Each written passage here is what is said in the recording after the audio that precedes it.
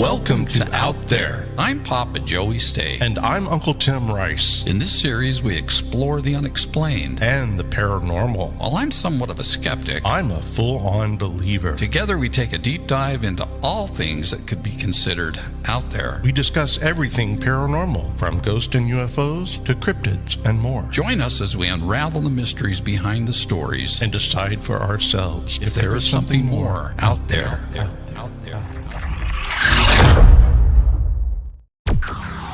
The Superstition Mountains.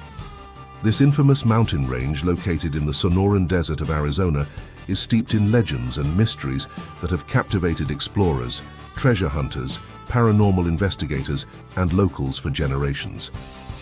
The legends of the Lost Dutchman's gold mine and the Apache curse, along with sightings of UFOs, even skinwalkers, and the disappearances of many explorers and hikers also add to the aura and mystery of the Superstition Mountains. Join us for our next lunchtime on Out There with Papa Joey and Uncle Tim, with special guest host Christopher Moole from Ghost Squad Scotland, as they recount just a few of the many stories and mysteries surrounding these legendary mountains. Hello. Hello, everyone. How are you doing today? I'm doing good. How are you doing, Joey? I'm doing really good. Just how's everyone doing out there? Hey, let's see here. Hi, Denise. Hi, Susie. Hi, Sherry. Jenny. Comments up. How's everyone doing? Yeah. So we're hoping Chris will be joining us here very soon. I think he may be falling into the trap I fell into on his show last Saturday. Yeah, I think he missed the time change. Yeah, because it was Saturday, so I didn't expect a time change. He's already had like what, 2 shows today? Yeah, he's a busy guy. He's a busy guy, and he'll have a show after we're done too. I mean, the guy's busy, so yeah. So when I scheduled the show, it's Arizona time, and Arizona never changes, right? So like Tim and I were 2 hours apart. Now we're only an hour apart. Hey, Sandy D. Hi, Sandy. Welcome. Oh, wait a minute. What? You getting a message? Hi, Christine. Yeah. Hey, Christine. Hey, there's a house like 2 down from where I'm at right now that's for sale. That's really nice. Oh, I think she wants to move to Arizona. I wouldn't blame her. Yeah. I have to get her some info on it. But oh man, it's chilly here in Arizona today. It's cool here. What's your temp right now? Right now, I mean, it's cold for me. It's 63. Oh, right now. That's a cold Arizona day. It's 69 here. It was 48 just a few hours ago. How's the wind? Windy. Yeah, so that's really cold in Texas. Yeah. And the wind, this morning. From the north anyway, it's really cold. In Long Island, it's hot. Can you imagine that? What is going on? It's got to be aliens. It's CERN. Wow. So I'm pretty excited to talk about superstitions today. I mean, because both Tim and I have been mesmerized by the superstitions for most of our lives. Our adult lives. Adult lives, yeah. I mean, I moved here originally in 84, and I was there for 38 years before I went to Texas, and now I'm back. So, and I still have them as a view to show you. So, like before I moved, this was my view. If I get to this. Oh yeah, here we go. So this was out of our upstairs window. You can kind of see him there. That's him. And now this is the view I have from our front yard here. Oh my God, that's perfect. Look at that. So there's something about that mountain. You're just south of them. Yeah. So here's an unobstructed view from that same angle, because they look different depending on the angle that you're viewing them from. Yeah, that's over in Apache. Yeah, that's from Apache Junction. So, has anybody heard about the Superstition Mountains? Has anybody here got any? Have you seen any shows, or have you been there? Let us know if you've had any experiences with the superstitions. They're very, very popular, like worldwide, but they're not so popular national. And that's weird because a lot of people don't know about them in America, but it's known for all over the world from other countries because of the tourist information. So people get that information. And It's a very lot, popular to hike the yeah. outside of it. And everyone thinks that Arizona is a complete, just flat desert, and that is completely untrue. We have more boats per capita. I say we now. Look at me. I'm in Texas. Well, Arizona had yeah, more a lot of boats boats in per Texas. capita than any other state in the United States, which is amazing because they have like I've been to 164 lakes in Arizona, and I haven't been near all of them. And so people think it's just a flat desert, and it's not. And the best thing about Arizona, I believe, Sedona, Grand Canyon, it has to be the Superstition Mountains. They're just they've been a draw for me. I mean, we've hiked around them. I haven't gone deep into them. I did one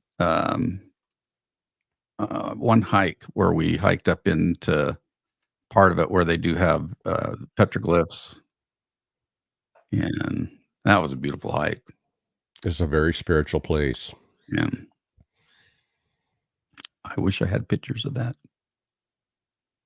Didn't get any that day. Yeah, everyone thought it was flat. I thought it was flat. Of course, I lived in Texas, and so I'm like, well, why would I want to move to another flat place? But oh my, so much Yeah. more beautiful.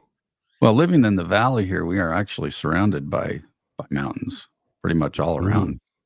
You know, so you got the McDowells to the east, the Superstitions to the Superstitions to the east, McDowell's kind of to the north. Fantan Preserve is on the south, and then South Mountain to the west. And the Australias, and Yeah, the the white Australias. tanks, white tanks. Yeah, white tanks are down closer to Tucson, right? No, the white tanks are out by my mom's house out in Goodyear, or by Luke Air Force Base. I guess I haven't been out there. What was I thinking? What's the Tucson range? Tucson is I've been there. Sabino Canyon.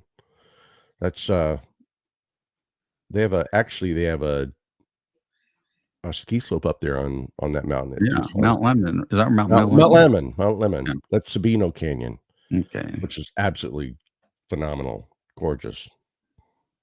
But Wonderful. yeah, Here we have the Superstitions. yeah.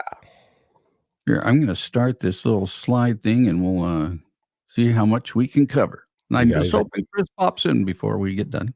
Enjoy this. You're going to love this. This is very interesting. Well, so, whoops. There we go. We'll keep him up there. So the Lost Dutchman gold mine is probably where it went ahead of itself. Go back. There we go. Stop there. So anyway, Lost Dutchman gold mine, perhaps the most famous legend associated with the Superstition Mountains is that of Jacob Walls, known as the Lost Dutchman. Or, well, he was known as the Dutchman, but now. But he was German, so. He was German. He reportedly discovered a vast gold mine hidden in the mountains in the late 19th century. After his death, he took the exact location of the mine with him, leading countless treasure hunters to search for it, often with no success. Many believe the mine is still undiscovered. What do you think, Tim? Do you think I think it's still undiscovered? But he does give a clue to it. He says he has a map, but it's not very accurate. But he does, the clue that he has is that you can see the mine, you can see the highway, you can see the road from the mine, but you can't see the mine from the highway. That's his tease.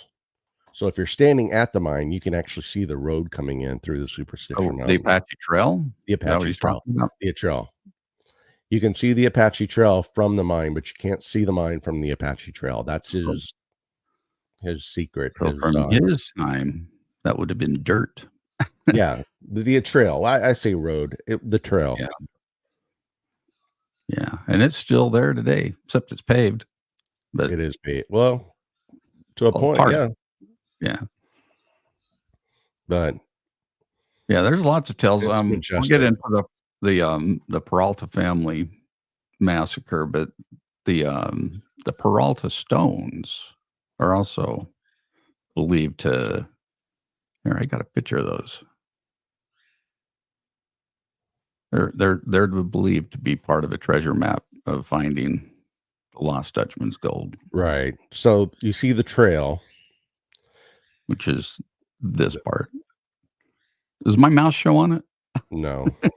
Ah, too bad. It looks like a mountain. The squiggly line that goes right down the middle. That's the trail.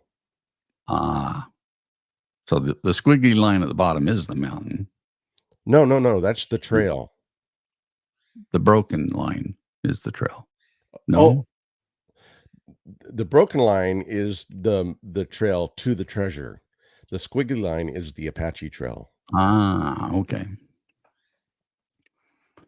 So it's got a stamp for 18. It says 1847 inside of where the art stone goes into. Right. And I believe that little teepee looking triangle there is Revis Ranch.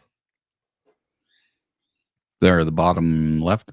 In the middle, just above the second. Not the square. No, not the. I don't think it's a square. No, the square that would be. I'm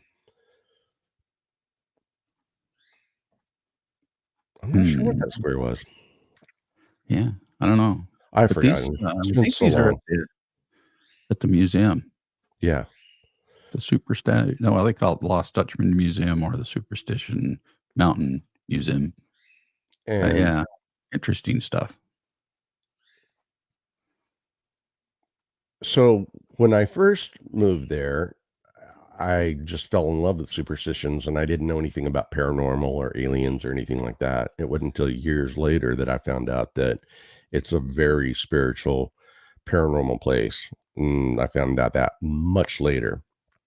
But in the beginning, when I first moved there, well, here, Joey, I mean, I'll tell a quick story of how I found it and how I experienced it, and then Joey will do the same thing. So when I was working with American Airlines in 19... Oops, I just took him out. Oh, hey, buddy. It is the time vortex got me. I thought it was 8 p.m. my time. You are going live. It's no 8:10. It's only 7 p.m. my time.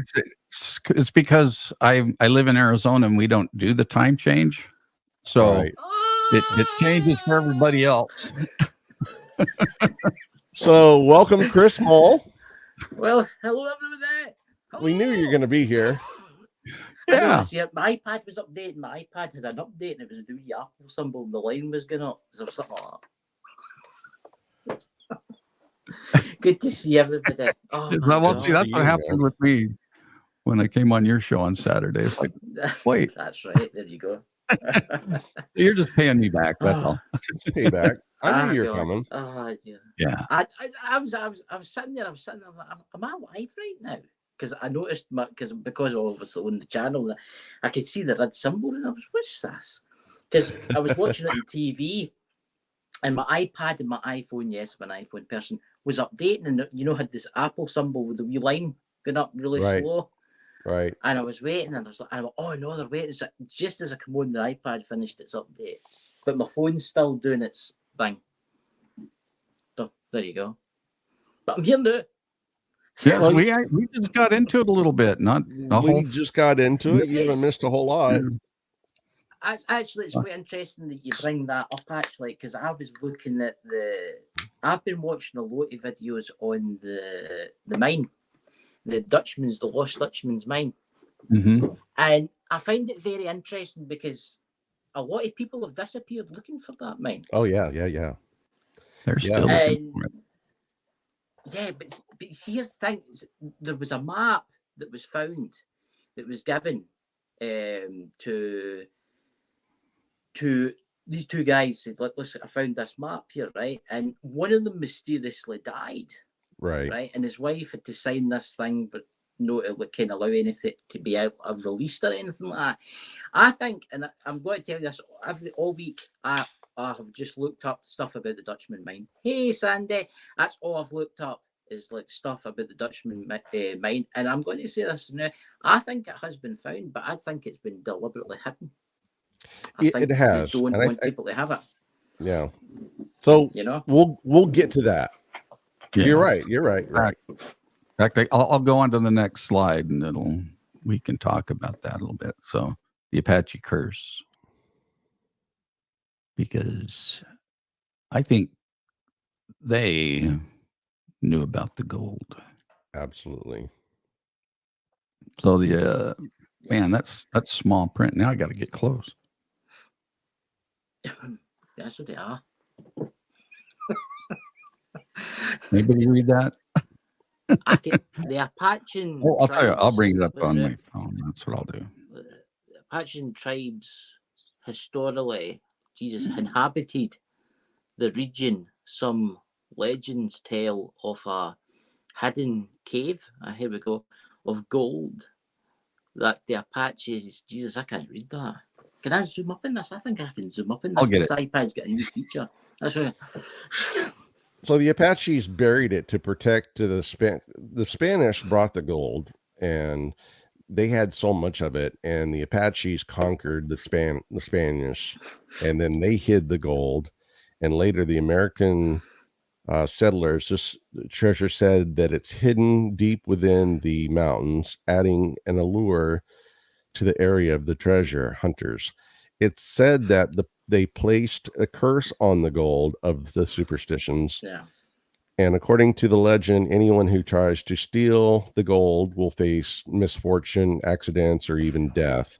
This is a belief that has deterred many people from pursuing the treasure, but there's also been many people that have heard about the legend and gone in and looked for it themselves. And I'll bring up one real quick note. It was about 2001 that two brothers came from the East Coast, somewhere up in Jersey. Yeah.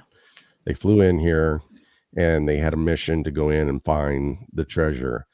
And I lived out just a few miles from there. I lived at Power and Brown. So I'm just like 5 miles from That's close to where I'm at right now. Yeah. So that's where I lived. And so I used to go out there all the time and go fishing and have fun and run my wolf and take my kids and everything. So there was a day there was a week that they had all of the sheriff's department and I think there was some of the Papago National Guard. They sent some of those out there. These guys they went out for this hike, and 2-3 days later, they didn't come back and their families got concerned. And so they spent like a 7-day period out there with helicopters and sheriff's department and the posse and horses and everyone looking for them. So there's been twice that I've been out there that they've been on investigations looking for people that have disappeared out there. And they've never found anything from them. I mean, no remains, no camping gear, nothing. And there's a Peralta Trail, and there's the Drinkwater Trailhead that leads up to Weaver's Needle. And me and my buddy, we were rock climbers, and we went up to Weaver's Needle, and we climbed to the top of Weaver's Needle, spent the night, and then came down and came back out. So I've been all through the superstitions, and I've got some more stories about the superstitions. I've been there in other places that I'll talk to you about later. But so many people go out there looking for this treasure because this map and the legend gives these really, really good details about where the gold is. So many of these treasure hunters have gone out there and they found one guy. They did find a body once, and his head was missing. The body. Yeah. It makes you wonder how much gold there actually is. Right. It's got to be a ton. Say the mine exists. Do you think it's in the billions of dollars? Do you think? Oh yeah, I would think so. Yeah, and I'm not so. Growing up over the years, a lot of people thought he discovered a vein, and it was there naturally. And then there's also the rumors that the Spanish brought it up and hid it there. So there's two different stories, but neither one has been proven or disproven. See, I seen that about the Spanish Encodors. The what do you call it? The reckon that's where it was hidden, and it wasn't. It was in gold. It was what do you call it? It was in. They melted it down and it was bullion, brick form. Yeah, and it was also in coin form. Yes. So it makes you wonder. Yeah. So, but it makes you wonder if it is the natives of that region. Do you think, is there anybody who's about that? Who owns the land? Who owns that land? Is it the state land? It's National Forest Service. Yeah. And it's legal to, you can pan in the little rivers, but you cannot, and you can, what do you call it? Metal detect, but you cannot dig. Yeah, I was just going to say that. I was just going to say, because it would make, I see a lot of people have went and said they found it because I watched. Yeah, there are claims up there that still exist. Yeah, yeah. I watched a video the other night there about this young guy. He says, "Oh, I found the Dutchman mine. I found it in Google Maps. But in actual fact, what he had found, it was some Native American. It was some to do with the Native American. It wasn't something a mine. You shouldn't disturb, right? Yeah, you shouldn't disturb it. And the guys, they actually went out there because there's a museum, kind of the Cowboys Museum, and they went out there, and it was nothing to do with the Dutchman mine. It was something to do with the Native Americans that lived there long ago. It was old buildings or something. It looked like a mine. I'll give you that. See from above, it looked like a mine, but from the side on, it was just an old ruins, and they thought that. But it makes you wonder: is it a legend? Yeah. Is it a creature up there? Is it some type of supernatural force that's stopping these people? Why would you take their head? Is that to scare people away? To say, "Oh, the creature." In the 80s, I heard that I heard that you stay away from there because there's people protecting it, and they will shoot you, or they will get rid of you. That's what I heard in the 80s. So I don't know if that's true or not. And then I also heard that it's also it's cursed. So if you go up there, something happens to you. But I think there's two different gold deposits that we're talking about, or I don't know. Yeah, the gold belongs to the land, and the land belongs to the spirit of. Right, that's the cursed area. The ones that the Spanish brought up there, I believe, is what the German found. Could be. Yeah, they say skinwalkers and all that are right, and it's protected by And see if Tim knows what this slide is. I think this lends a lot to the Apache tribes. Is historically in. Oh, I'm sorry. Do you recognize what that is? Okay, that's the south side, right? It's known as Apache Leap. Right. This is where people. Yeah, you have the story with you? Don't have the whole story, but the story is that the cavalry or whatever chased the Apaches to the top, and committed suicide by jumping off. Yeah, they did not surrender; they jumped off. It's a tale. It's a tale, sure. But that's what that area is called. That's over in Gold Canyon. Here's just an idea. I mean, everybody thinks it's in that mountains, right? But what happens if the gold isn't in that mountains? What happens if that's just what happens if it's somewhere totally different? Think about it. No, I believe it's there because right at the base of the Superstition Mountains is a little place called Gold Canyon Mine. Isn't that right, Joey? Gold Canyon? Yeah. Ghost? Yeah. No. And so go ahead. They have actual remnants of things that were made from the gold that was found out of the mountain. Yeah. There's a cigarette case lighter. There's actual it's the gold is there. We know the gold is there. They've confirmed it's there. So the mountains themselves are often described as alive with spirits and ancient energies, possibly even skinwalkers. Many hikers and That's the- adventurers have the gold. reported strange occurrences such as hearing voices, seeing unexplained lights, UFOs darting in and out of the mountain, also experiencing sudden change in temperatures, which I have done.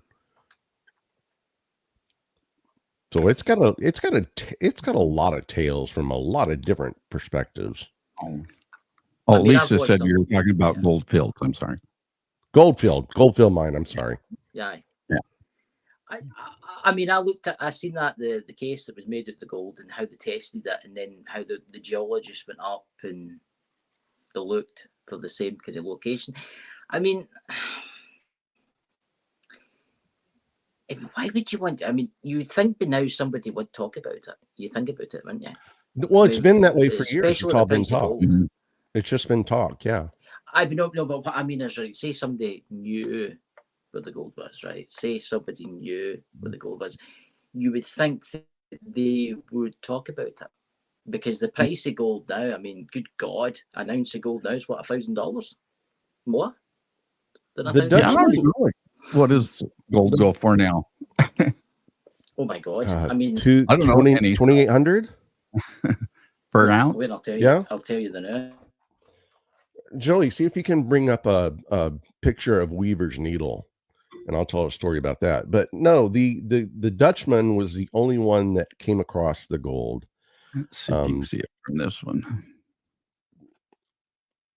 He's the only one that has. Gold. Gold is £2,000 an ounce. Is it two? So what? Yeah. Well, so what's so that? that's Dollars, nearly ounce would be, $3,000. it could be close to 20, 23, 20. So if you look at this picture, see the far left, that those little things that look like just little fingers almost. fingers There. on them. Yeah. So I used I see to that. climb those. Me and my buddy used to get our rappelling ropes, and we would park right here at this little on the left here. There's a little trailer park or a camping area, and you can go camp. And we walked up to those things right there, and we used to rock climb those and go to the top of those. I've been all through there. Now, right through. And that's from Lost Dutchman Park, right? Yes. So we've also gone up a trail that goes, if you look over to the right and goes around the side, we went up a trail there. It took us probably 7 hours, and we walked up there, and at the top of those mountains right there, see that is that an airplane over there on the It top? could That's what I was just Or about the to say. Is that UFO, I don't UFO? know. All right, so see the mountains right below the airplane. Right at the top of those is like a forest. There are pine trees. It's gorgeous. We hiked up to just almost to the top of that area, and had to turn around and come back because we ran out of water. But yeah, I've been all over these mountains, and I've actually seen lights in these mountains, which I have so many stories. That's But what I wanna I'll talk about let next. Joey do it. Talk about the lights. You've seen them. That's weird. So yeah, We all see Something.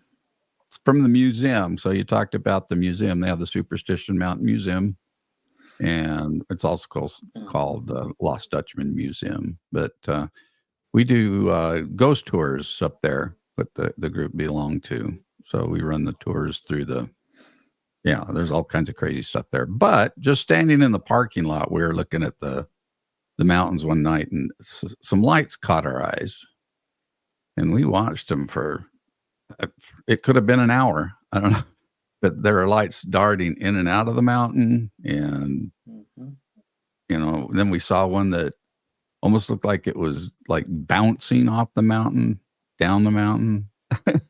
And, if they were hikers, they were moving unhumanly fast.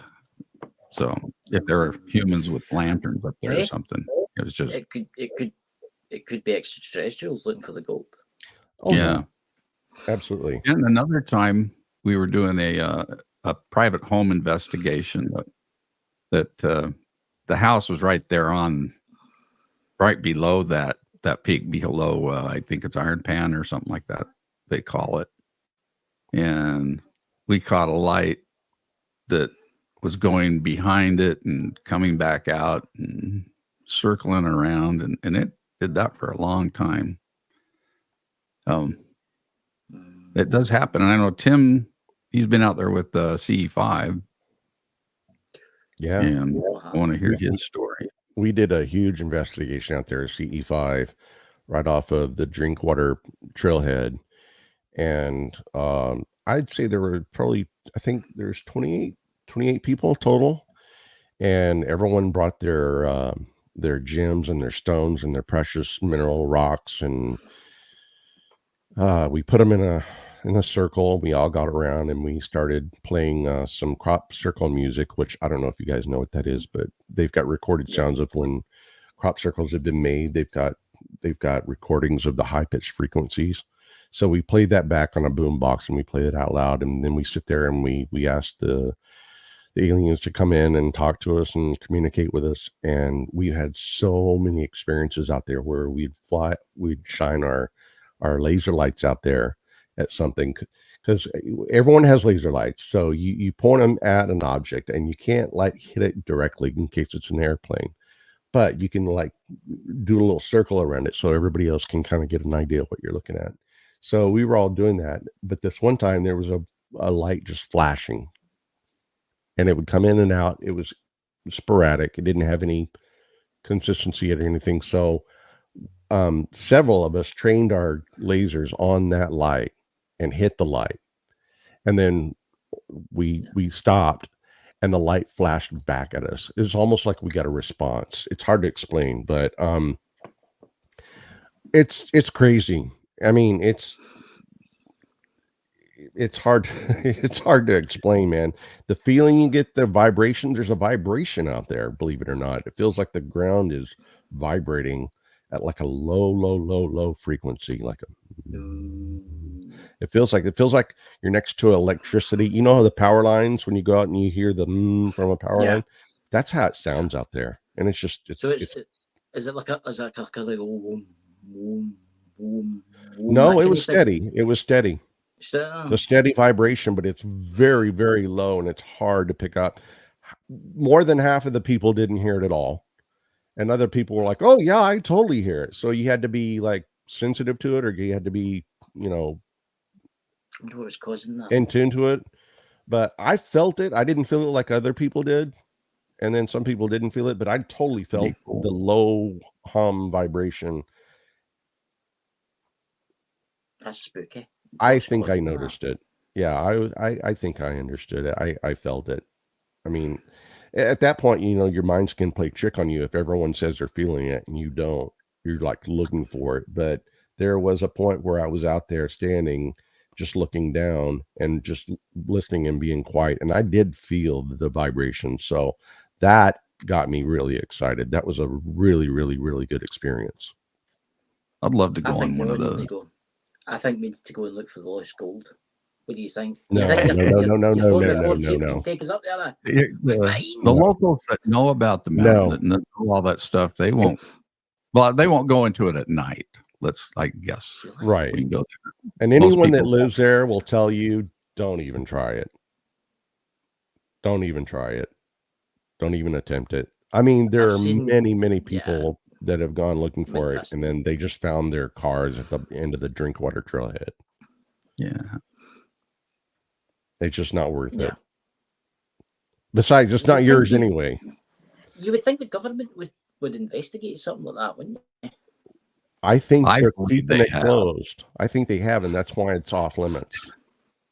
That's why they've made the rules: no digging, no mining, no claim staking, no nothing. There are several claims up there that are still filed with the state, but they've been taken over by the National Forest Department and they're no longer valid. I wouldn't say it was negative. It wasn't negative at all. I can sense negative because that's kind of my background and my upbringing, being a minister and having demonology training and everything. I don't sense any negativity about it whatsoever. That's a good question, Jenny. It makes you wonder if it's not just something that's gold that's buried there, that's something else that maybe the Spanish brought up. It could be both. I think it's both. I don't think there's one treasure. This is going down the road to the. Again, this has got to sound mad, but this is you're going down the roads to Indiana Jones with the crystal skulls and stuff like that. You said the humming kind of sound. I mean, what happens if it's an artifact that was down with the Spanish murderers they found, right? They brought it up and thought, "Oh, stick it in here. It'll be safe here than now." So there's several stories, and man, I wish I'd. You can go read this for yourself. You can look it up. There was a time where there were Indians out there, and it was called Fish Creek Hill, and I've camped out in the cave by Fish Creek Hill, and it was said that the Union soldiers, or the whatever those guys were back then, Custer and all the Union troops, at one time chased a whole bunch of them up into this area at Fish Creek Hill, and they trapped them in a cave and they slaughtered them. So I went up and spent the night in that cave, and I will never do that again. ever. Yeah, I was out there one night, and my buddy, I have my two friends that I used to stay out there and explore that place with. They are now passed. And one of my friends, we were out there, we were at the Fish Creek Hill Cave, and we walked in and we had walkie-talkies and radios. And I said, all right, man, when you get here, reach up on my tire, grab the radio, turn it on, and I'll talk you into where we are. So he grabbed his radio and turned it on. And so he's walking in. It's about 1.5 miles. And I'm like, so you stopped and got your gear, right? And he goes, well, I didn't have time to get all of it. I'm like, what are you talking about? He goes, well, I couldn't get all of it. I'm like, tell me you got your mummy bag. And he goes, a mummy bag is a sleeping bag that protects you from like very, very low temperature. And he says, no, I bought a bedspread. And I'm like, oh my God. And me and Pete and Andrew were freaking out. We're going, dude, you're going to die. There's no way. You just turn around and go back. And so anyway, he ended up getting there, and it turned out to be 7 degrees that night. And he woke up we woke up at the middle of the night, and he was next to me, and he was shaking and freezing and shaking. And I said, dude, get over here. So I undid my mummy bag and got him into it. And I, of course, couldn't zip it up all the way, but saved his life. He would have died. Oh, yeah. But we went through some really weird stuff that night. I mean, they have large raccoons out there. They have large bobcats. They have large mountain lions. They have there's all sorts of animals out there. It can be shapeshifters. And there's other things out there that we could not, that were making noises and making like coming across in our paths and everything that we did not recognize. There were no tracks. So there were things out there that were not physical that we were witnessing and hearing. Freaked me out. I would love to drone it. I wonder how many people fly their drones over. Probably quite a lot of people fly their drones over. But see, like all the wee caves and that, you could probably get a drone right up in you to have a look. And they have the new expeditioners, the new explorers. They have drones, and they go out and they do they're doing the LiDAR, they're doing all that stuff, and they fly it over Reaver's Ranch and everything. But there's nothing to be found. Nobody's found anything. I think it's subterranean. I think there'll be something subterranean underneath the entire. Could be, possibly. Some people believe there's a like a inside the mountain there's a alien base. So here's a funny thing about that. Well, I don't know if it's funny, but did you watch Project Blue Book? I think it was might have been on Sci-Fi or one of those, or History. I can't remember. It was it only lasted 2 seasons and it got canceled. I watched that. Really good though. So there was a scene where they were supposedly investigating Area 51. Yeah. And they showed the mountain opening and and closing, that there was a base in there. But I got to show you the mountain that they used. A lot of locals say that mountain opens up. A lot of locals. Here's a scene from Project Blue Book. That's Area 51. Does it look familiar? That's not Area 51. That is Superstitions. Yeah, but that's what they used in that part. That's right in front of them is the part that opened up. Yeah, that's Gold Canyon. And all the locals say that that mountain opens up and things go in and out of it at night. If you go up there to the locals, to the people that have lived there for many, many, many years, they've got stories they'll tell you that the mountains open up. And if you talk to the old, I can't remember the name of the tribe of the Indians. They're not there anymore, but back in the 80s, there were just a few remaining of them. And they would tell you about the gods that would come and enter and exit the mountain. And there's many tales of the locals telling you about how things enter in and out of the mountains. It opens up and enters in and leaves, which I haven't seen, but I totally believe. I believe them. I believe they believe what they saw. Yeah. Now I'll tell you one more story. Sure. So, in 1998, I lost a girlfriend to breast cancer, and I was devastated. And so my stepdad, Scotty, who is it's hard to explain. He's clairvoyant. He's very. What episode was that? I don't know what to call him. On Truth About Beer, where we did that interview with Scotty, because maybe I can find that and link it to this. I'm not sure, but Scotty could see your past. He could see the future. He can see a lot of things. He could tell me. I called him one time and said, "We've lost our keys. Where are they?" He goes, "They're laying under something, and it's a bat. It's black, and I can see it. It's laying on top of them." And he goes, "Go look in your car." I'm like, "How would they be in the car?"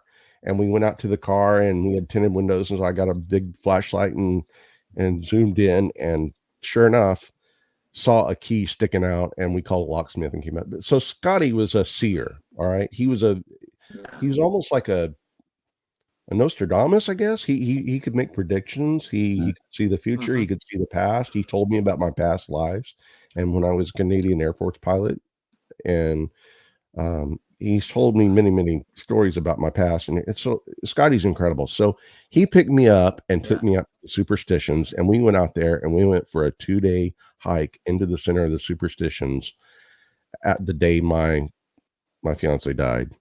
And I had a come to Jesus trip with him out there, and I came back refreshed, reborn, renewed, cleaned, cleansed. I had a spiritual awakening. But the experiences out there, we were out there for 2 days, and when we got home, it felt like we were only out there for a few hours. And I can't explain it. It was really, really, really weird, because I can't remember eating the night that we got there. I don't remember having food. I'm like, what did we do for? And he got back and he goes, "I don't remember. I know what we had the next day, but I don't know what we had the first night." We couldn't remember what we did the first night that we slept there. And we slept there out there under the stars in mummy bags, and couldn't remember one detail about the first night that we were there. So that was really strange. But anyway, all right, Joe, it's your turn. I was going to answer Jenny's question. Because just east of the Superstitions, not east, north, we have what is known as the Mogollon Monster. Yes, which is Arizona's Bigfoot. Yeah. So, but this is what happens to a lot of hikers that go in there. Yeah, it's fun. You can buy a copy of the treasure map. They sell them. They'll sell 150 copies a day on a Saturday. But you can't do it. You can't. It's it's completely Greek to anybody that would try to do it. It's impossible. I've got a question. You said you climbed the rock faces. Have you ever been at the very top here? Obviously, Yeah. If I haven't. Joey, if you can you pull up a picture of Weaver's Needle? Can you just Google a picture of Weaver? It would take more time. Yeah, I can show it from that other picture. All right. Weaver's Needle is a very, very. You can see it's almost like Devil's Mountain. Well, I had one that was closer. Let's see. No, Weaver's Needle is way away from that mountain. I would love to stand on the top of that and just nose around about. So we climbed that and spent the night on the top of Weaver's Needle and came down. I mean, and it's different. It's almost not it on the left. No. It's way off to the left of that. If you Google around the other side, Weaver's Needle, it's a specific. It looks like Devil's Mountain. It looks like the one in Close Encounters. It's identical. It's amazing.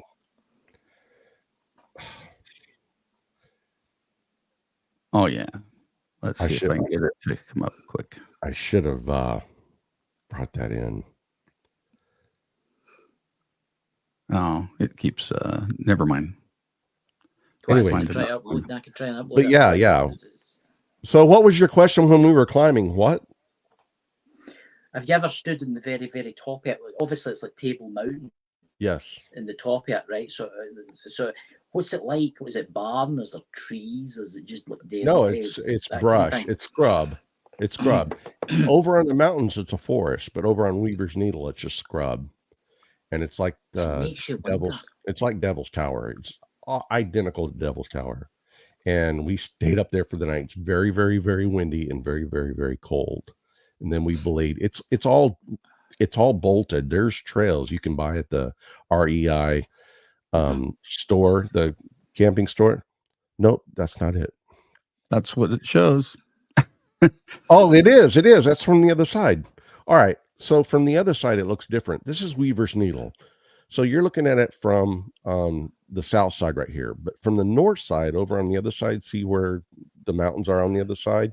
If you approach it from the other direction, there's a lot more of it to that side. And we hiked up to the top and camped out on top of that Weaver's Needle. That was awesome.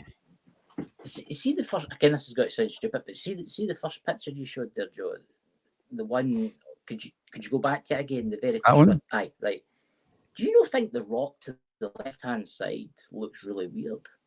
Like, see with the two cactuses, right? The two cactuses right in front of us there, right? To the left of them, you've got like a wee finger that looks like it's sticking up, and then it looks like a claw. Do you see that? Okay. Well, see, all of those have a name. Right. What's there's like in Echo Canyon, they've got a stone like that on the left, and it's called the Praying Monk. These will all have a name from the Indians, and I don't remember what they are anymore. But yeah, you can see faces, you can see statues, you can see Indian faces, you can see. There's a whole bunch of different figures that they've named. That you can and here's something you can see twice a year out there. Oh yeah, the cougar. Ooh. The cougar. It's only twice a year. Well, yeah. At sunset, and it looks like a mountain lion with his mouth open, crawling down the mountain. Yeah, it looks like it's chasing something there. They've got one at Camelback as well. Yeah, that's a fun picture. That's weird. I mean, you would think there's a lot of like hidden messages there. You would think that, wouldn't you? I mean, you've got all the weird shapes and that. So maybe out there's a map somewhere that if you follow it correctly. Obviously, the map that you buy is just a load of rubbish. It's made up for tourism and agents that buy it. Get what I mean? Right. And get what I mean? It just takes them in a total opposite, wrong direction. And look, whoever's hiding the gold that's watching this, the know if they are, you've probably get that. So as people, idiots, all think, oh, the gold's up there, but in actual fact, it's not up there. Okay, when I looked at that, I get a weird vibe, a really, really weird vibe. See the one that's like a what do you call it, a crab claw? You know, the one that I just pointed at you? I get a really weird vibe, and I thought I seen a face and the rock when I zoomed up with my phone. But let me tell you really quick. I mean, this is brutal. environment. They have Yeah, jumping you're gonna get me up cactus. there. Mother Nature will kick your butt up there, man. It is brutal. The scrub, just walking through there is treacherous. I bet it is, and there'll be snakes too. There'll be strange There's snakes, there's serpents. cacti, Yeah. it's and the heat and the wrong time of the year, people go up there and die. They go up there and they don't take enough water and they die. Yeah, there's actually a snake. I mean, they have the Western Diamondback up there. Western Diamondback. Yeah, But there's another poisonous snake that's more indigenous to Mexico that is up there, and you don't find them in between. So that was always a mystery of how those snakes ended up in there, and I don't remember what they're called. I don't know if it's a viper of some sort, but yeah, something you don't want to get bit by. Here's a mad thought: is there any ley lines run through the area? I'm sorry, what? Ley lines. Is there how many ley lines run through the mountain itself? I don't know. How many what? Because Ley lines. ley lines. I don't know about ley I lines found because that they play a big part in certain things. Yeah, It's like Loch Ness. that's interesting. There's I have to look into multiple- that. Because See see, if there Loch are any Ness, ley lines that run through it. Loch Ness has watched got it. loads of ley lines running through it. yeah, I watched a show that these guys did go up and do a topical. They did some photographing over it, but I don't think really ley lines ever really showed up like that. But there were anomalies. There was a ton of anomalies out by You Revis usually get it Ranch. if you go into Google Maps and then you put it onto the kind of the paper. Look. it Yeah, shows all the I've things searched. through I've it. looked at it many times, Chris. I've been all over those mountains. We've looked at for places to go, and I mean, there's more detailed maps, but there's really nothing that stands out. Trying to see where Weaver's Needle is on this. All right, so You could say, okay, there's. I know Okay. where Lost Dutchman Cool. is. So Weaver's Needle is up where it says trailheads. See Revis Ranch? You have to get to Revis Ranch to get to it. So it's northwest of Revis Ranch. So it's not on the map. It's up where you see where the word Okay. trailheads is. Yeah. It's up there. So it's not on No, it's not on that map. the trailhead map. But Tortilla Flats and Fish Creek Hill Yeah. and Terrain. Fish Creek So Hill's not while even on. you're looking there, Chris, I'm going to show a video real quick. All right. Something else that's taken place or took place up there that makes paranormal investigating very interesting these days. But The majestic Superstition Mountains in the East Valley are a beautiful landmark. It's a touchstone for everyone who lives here. But 10 years ago tonight, it was the site of an awful tragedy. It was Thanksgiving Eve 2011, and our hearts collectively sank when a plane carrying 6 people crashed into the mountains. Everyone on board died, including 3 young children and their father. Their mother, Karen Perry, who happens to live just miles from the crash scene, was sick in bed that night, unaware that anything was wrong until the phone rang. 911 emergency. The plane just crashed into the Superstition Mountains, and it just kind of flew right into the freaking mountain. Okay. It looked like they flew, like they didn't know shiprock was there.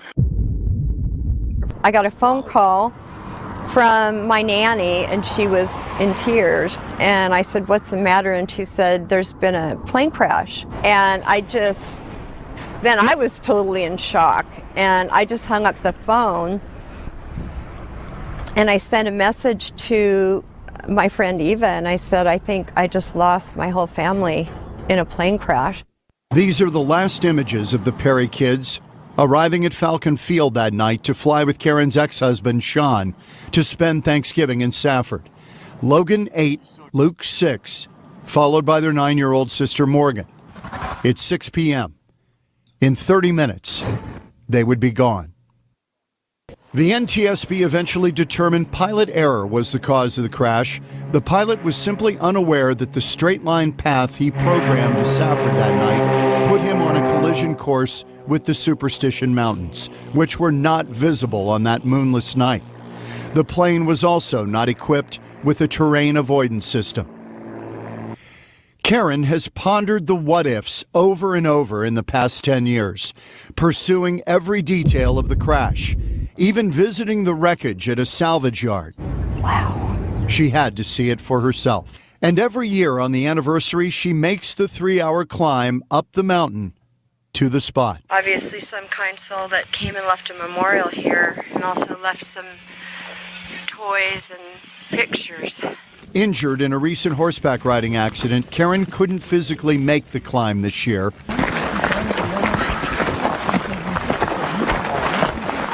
Her friends will honor her kids without her. So anyway, so to carry on from that story, so she was injured in a horseback accident or horseback riding accident and can't go up there anymore. So what they did out at the Superstition Museum, which is not quite far up the mountain as the accident happens, they took the wreckage and built a memorial that's up one of the trails. And there's a bench there, you know, so she could go sit and still do her whatever she did when she went up there. But as paranormal investigators, we've been up there and we get Morgan all the time coming through. Mm-hmm. And it's just it's very chilling to see the wreckage and it's kind of sad. And with CE5, we've gone up there to do investigations, and that's where lights appear on that thing. And the new people were like, "Oh, it's a car." I'm like, "No, you don't understand. There are no roads up there." Well, it's somebody camping. I'm like, "No, you don't understand. This is inaccessible." I mean, where we were seeing the lights, and it was very, very strange, different color lights, changing colors, coming in and out and everything right where that happened. It was amazing. Wow. Do you think that's, do you think that's their spirits, or do you think that's something else? Do you think that's maybe? I don't think it's natural. I know it's not natural. It's got to be paranormal. I don't know whether it's Indian spirits. I don't know whether I think so. I mean, this is it feels to me Native American. That's what I feel when I go up there. Yeah, no, it's been a sacred place for the Apaches and whoever came before them. You know, it's always been and I think that's where they experienced their gods and communicate with their gods there, and then they eventually cursed it for others. So I think the members of those tribes are still able to communicate with it, but others aren't. Has anybody ever tried to talk to maybe the elders of the Native Americans? Oh, we've done a lot of recordings out there, man. Oh yeah, we've done a lot. We've only seen things that have come in and responded to as far as visual, but we've never gotten anything verbal ever. And we got the vibration, but vibration and visual is all we've ever gotten. And people do this every night. I mean, CE5, they have their investigations out there all the time. They make it like a weekend party. They go out there on Friday nights and just sit out and keep doing it and keep doing it and keep doing it. And they see things, you know. Yeah. We're waiting for the reveal, but there's not been a big reveal yet. There's no answers, definite answers. There's more questions than our answers. I think it's obviously just what you're talking about. It's a very spiritual place. It's very spiritual. Energy. That's what makes me wonder with the ley lines and stuff like that, because I've found in a lot of places that I've been with ley lines, there's always some weird shit happens. Some really, because I've noticed. I wouldn't be surprised if there's a ley line that goes from there to Sedona. Something that connects Sedona and got to be connected. Yeah, It's probably a portal too. It's probably part of a portal. I looked wouldn't at the doubt that. map just over the area, and there's multiple lines running through, but I don't know what one is. What do you call it? Ley lines. You have to look it up in a proper map. Right. Well, maybe before Phoenix was properly developed, you might have found that. I don't think you would find that now because the area between the two have been so constructed. But Arizona does have its own triangle, though. You know that, right? It has its triangle. I didn't know that. I didn't know that. Does that? It's Sedona, Flagstaff, and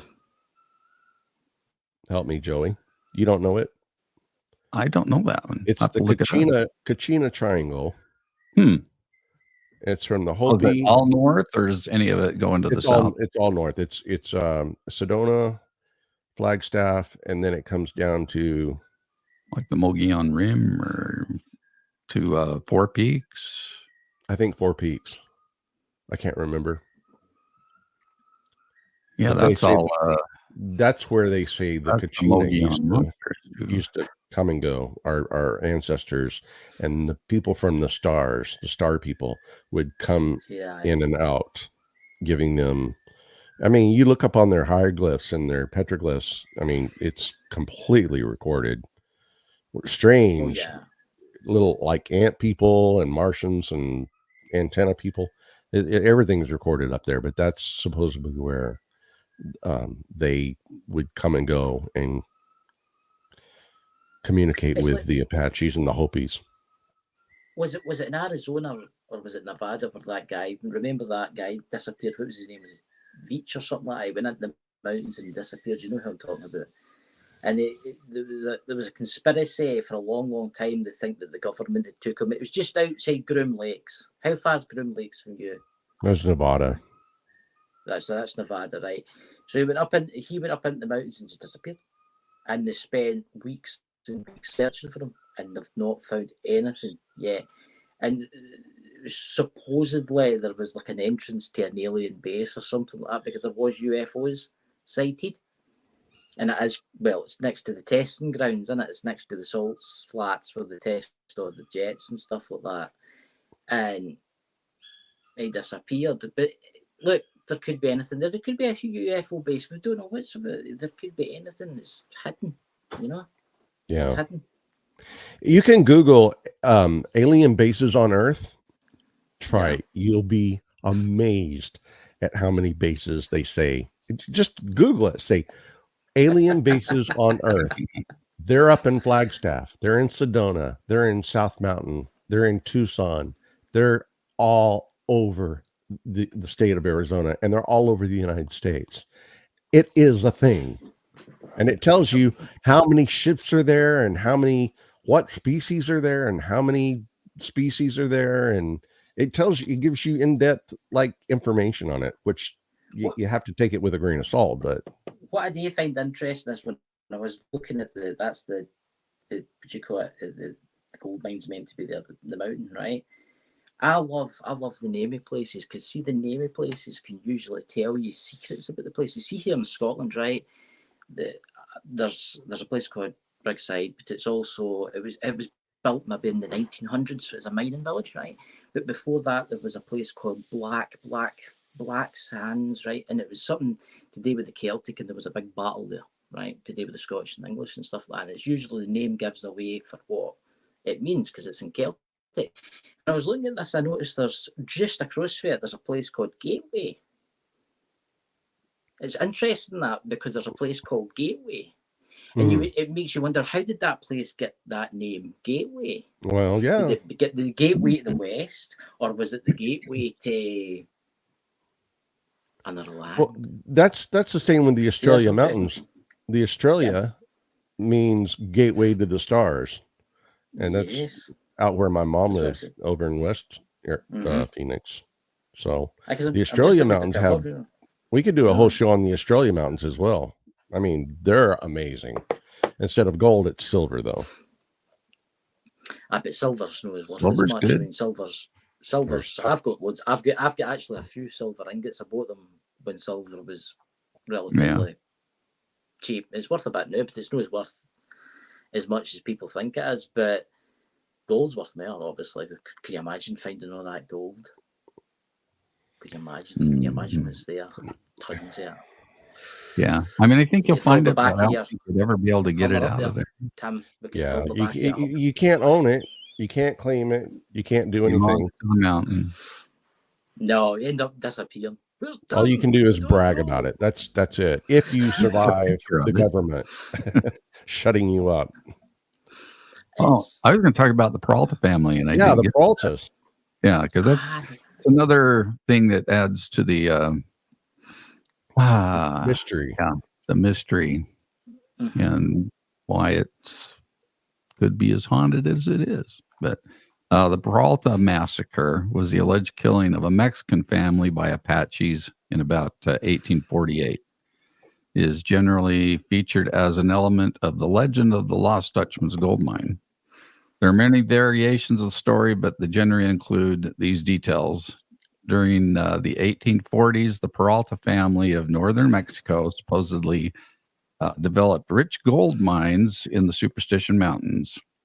In 1848, during a routine expedition to carry gold back to Mexico, the large party was ambushed by Apaches, and all were killed except for a few Peralta family members who escaped, according to the legend. The Apaches buried the gold and covered the mine. However, according to historian Robert Blair, the Peralta massacre never occurred. Yeah. But who knows? It's a story that's been told. And then I showed the Peralta stones, which is there's plenty of places named after them too. There's the Peralta Trail. There's Peralta Rock. They really existed. There's no doubt that the family existed, but whether they were massacred or not was. I think the person trying to throw people off is just to keep people away. Because if you go out to the Lost Dutchman gold mine, and you talk to the oldest guy there, and I can't remember his name, and it's a Bob. Yeah, we talked to him, right? Yeah, we talked to Bob. So the guy does interview on YouTube. I think it is. Probably he's the old. He's the guy, and he will get your hamster running, but he won't tell you anything. But he will make you think that it's all true without giving you any information. And that he knows exactly where the gold is. And he knows exactly where it is. But he's been sworn. Yeah. Yeah. And they have to his grave. So you have to take that with a grain of salt. But I think he's trying to protect the legend. Isn't he the guy that showed us the cigarette container made from the gold from the mine from there? Yeah, he showed us gold from the mine. Oh yeah, it's an active mine there, right there. And he showed us a belt buckle and a cigarette. I think it was a cigarette. A little tube and maybe a lighter. Do you remember that? I was just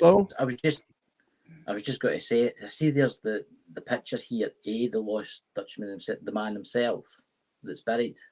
It makes you wonder if he's buried with anything. I shouldn't have said that. People have been out the other night with a shovel and this.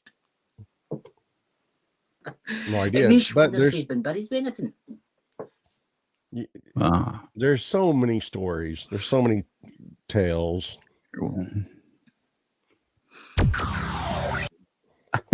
Well, it started too soon. So, no, go ahead, Tim. I was just going to bring this up so the legends continue to draw adventurers to the paranormal and paranormal investigators and UFO enthusiasts and treasure seekers to the Superstition Mountains, keeping the spirit of the exploration and adventure alive amidst the stunning deserts and rugged terrain. Whatever one believes in the legends or not, the mountains, I'm sorry, it's hard to read, offer a fascinating glimpse into the stories that have been shaped Yeah. in the region. And it's an incredible story. And And it's if a you ever have beautiful a place. chance, if you ever have a chance and you're in Arizona, go to the Superstition Mountain Museum, or also known as the Lost Dutchman Museum, and you can experience a lot of it there. Right. And the story I was telling when Chris came on was the way Joey and I discovered it is in the 80s. When I worked for America West Airlines, I was in Lubbock, Texas, and they said, well, we have to fly you to Phoenix for a couple of days to do your orientation and your drug test and your physical and all that stuff. So we're like, oh, cool. So they flew 5 of us down to Tempe, Arizona, and we spent the time there, and we were asking locals, hey, what's the funnest thing to do? What's a cool thing to do? What's we're tourists, we're sightseers. They're like, you have to go to the Apache Trail. It's called 88. And we're like, all right, cool. What's Apache Trail? All right, what's that? And so a group of people, they called Pink Jink Tours back then, were the biggest. I remember those, yeah. The biggest Jeep tour company, right? I mean, yeah, they were the biggest tourist industry people that would take you down there. So they would take you out to Lost Dutchman Mine, Goldfield Mine, and they would take you. We went all the way to the Canyon Lake. There's Lake Sorrel, there's Lake Canyon, there's Lake Apache, and then eventually it goes up to Roosevelt near Globe, which is a huge dam. And all of these lakes have been dammed off to make these little lakes. And they're all absolutely gorgeous. And I have fished on all of them. I've canoed on all of them. I've camped out in all of the areas. And I fell in love with that place, man, when I went out there. So when I came back after having a day going up the Apache Trail, I got back into Lubbock and I started searching up job openings for Phoenix to get me to move to Phoenix, because I wanted to live anywhere near the Superstition Mountains. I fell in love with them. And I saw an ad one day and it said flight assistant. I thought it said assistant. And I'm like, yeah, I can assist flights, whatever. And I didn't know what it meant. It was a flight attendant. I didn't know what that meant. And I ended up becoming a flight attendant, which is now, back then they were stewardess, but we didn't know what a flight attendant was. And so I ended up becoming a flight attendant for 30 years, working for, America West and Frontier and everything. But I moved to Arizona and I've spent so many hours out in the Superstitions, and I love that place. I'm connected. I wouldn't mind having my ashes spread anywhere over that area. See that place one day. I would love that. And I know I'll go back one day before I die. I'm going to. It's not even a question. But my heart is there. I'm spiritually connected to that place more than any place on the planet. And your soul is missed, Tim. Yeah. Don't you worry, Jolie. In your old age, you'll push him up in the wheelchair to the very top. Except I'm almost 10 years older than he is. You'll be fine. I'll come to you. No, I'm in bad shape, Chris. Stop it. I'm in bad shape, I know. The 3 years go to the top. I don't think we're coming back.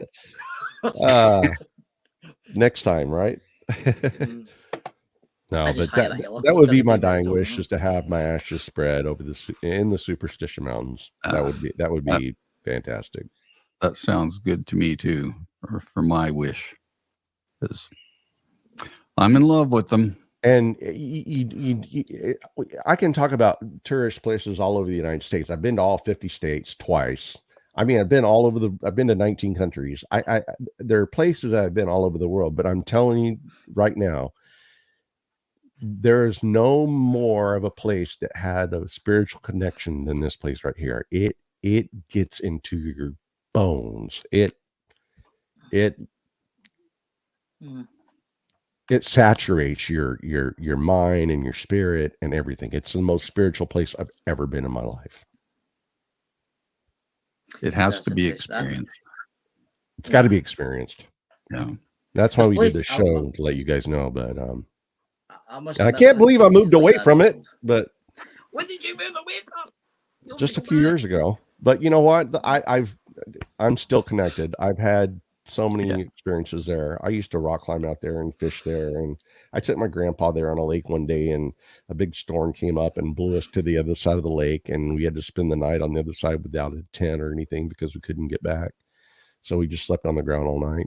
I had a boat. They released water from the dam at Sorrel Lake, and we didn't know about it, and our boat got swept away, and we had to wait and be rescued. Me and my kids. Yeah, we had to take our tent, all of our camping area, and run to higher ground. We almost died. Yeah, it was. I've had a lot of experiences out there. How many reservoirs are up there? Because there's quite a few. How many what? Dams, reservoirs, dams. Oh, there's is it 3 main or 4? Because there's Roosevelt. That's the top. There's Canyon and Sorrow. Yeah, 4.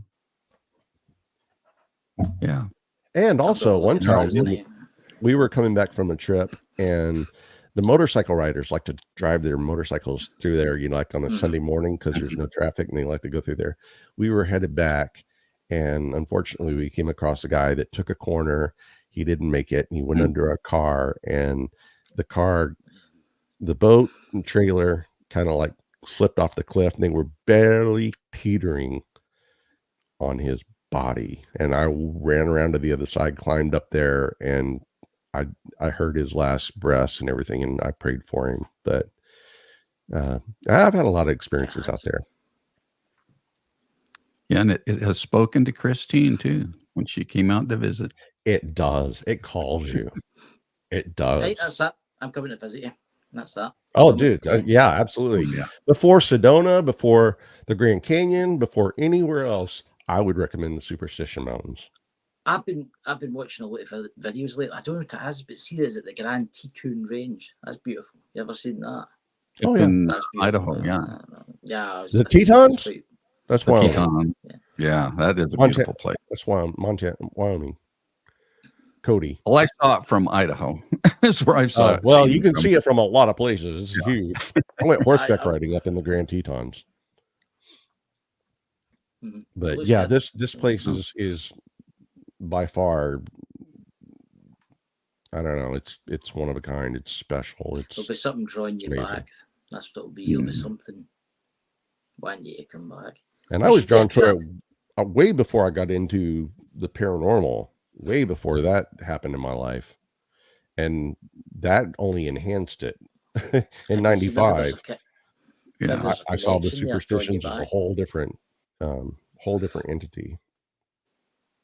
I think about it. Maybe there is a connection there that you planned before you came to this plane. It had to be. It all connected. You see, it's all connecting up, and knew that you're talking. Could you think about all those years ago when you were first there? It all makes sense about it, talking about airplanes and gold. It all makes sense. Oh man, it all came together. So yeah, Christine, you need to be here. This is interesting. All my medical issues were not.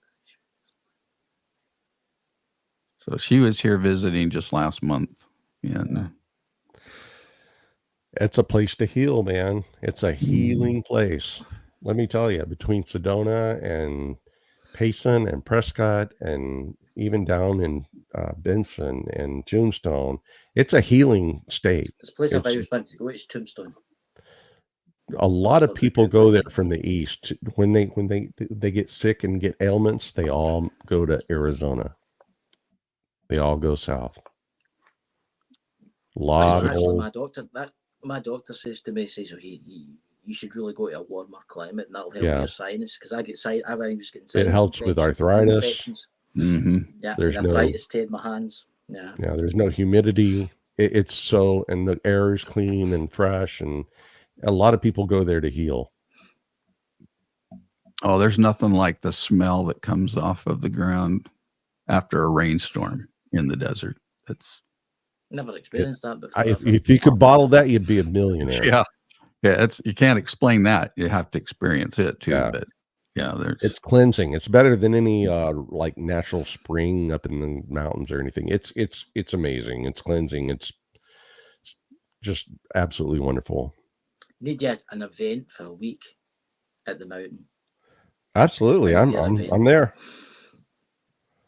Everybody, I can be your tour guide. I can take you back there and show you where all the battles were fought and show you where all the old ranches. Rivas Ranch was a ranch out there, and also there's a place on the other side called Windy Hill, and there's a story about them. Do you know about that, Joey? Did we ever camp out there? No, I've never camped there. I mean, it's a 15-minute drive for me to. I know, and that's what's so sad. It's 15 minutes away from all these millions of people, and they've never been out there. Yeah, it's crazy. I am Firehorse in the chat there. I'll take your spot in Scotland. You can have my best spot in Scotland. It's damp and miserable here 99% of the time. Oh, sign me up. It's all right here, and everybody goes on about Scotland being this and goes Scotland being that, like the grass is always green now. Well, I've got we've got some beautiful mountains. We've got some beautiful mountains, but it rains all the time. And it just plays havoc with my sinus problems, and it plays havoc with my ear infections and that. So you see when we get long spells of really hot weather. Yeah. Dry weather, oh my god, it's brilliant. I don't have any joint pain, I don't have any arthritis pain. It's great, but then when the rain comes back, that's what happens. Mm-hmm. Yeah. Apache Junction, that sits right outside of Superstitions, I think is the retirement snowbird capital of the world. Yeah, when I first moved to Arizona in '84, that's where I moved to Apache Junction, and during the summer, it's population of about 14,000. This was back then. It's a lot bigger now, but 14,000 during the summer. But then during the height of the winter visitors or snowbirds, it grows to about 80,000 people. Yeah. Traffic becomes a problem, but it's actually, they've put in a lot more infrastructure since. I've counted a license plate from every single state in the United States and Apache Junction, Iowa, Montana, all of them. Yeah, that's when those Jeep tours really get booked heavy. Oh, huge, fun stuff. I think we need a road trip. Yeah. Come on, Chris. I'll come. Hop on a plane. I'll come. It's too expensive. I've already looked. It's only $400. Bring a change of underwear. It'd be good. Yeah. Several changes. Economy plus or something like that. You know, jammed in a bush can for like 17 hours. And a mummy bag. Yeah, right. It can't be that bad in an airplane for what, 18 hours, 19 hours in the economy section. I've heard people who have done it. That's not a problem. That's about the length of the drive. Before you go to sleep. Yeah, from Texas to Arizona. That's what it takes me 18 hours straight driving there nonstop. I can do that. I've done it. Well, we enjoyed that. I've done it. Yeah, it was fun. It's a lot of fun. So 18-hour flight, that'd be a lot easier than an 18-hour drive. Have a sleep. Hey, you get to kick back. I'm a sleeper. The drive is torture. Wow, I'm glad you made it on, Chris. So, thank you so much for coming on. It's an hour earlier than you would think. I know. Like, for the next one, until the time changes again. But, yeah. So I want to thank everybody that's been in the chat today too. And thank you guys. Even if you haven't been chatting, thanks for joining us. And be sure to like, share, subscribe, and help us grow. Yeah, we did some records we said some goals today on this week on YouTube and our Facebook, and thank you guys. Yeah, like and share. Much appreciated. Love y'all. Catch you later. And thank you guys for joining us. We'll see you next time. Until then, that's Chris. That's Papa Joey. And that's Uncle Tim. Have a good week, guys. Later. Thanks for watching. Hey, if you really enjoyed this video, be sure to give it a thumbs up, because that really helps the channel. And then share it. Oh, and if you haven't done so, please subscribe. Hey, hit that alert bell so you'll know when we post a new episode.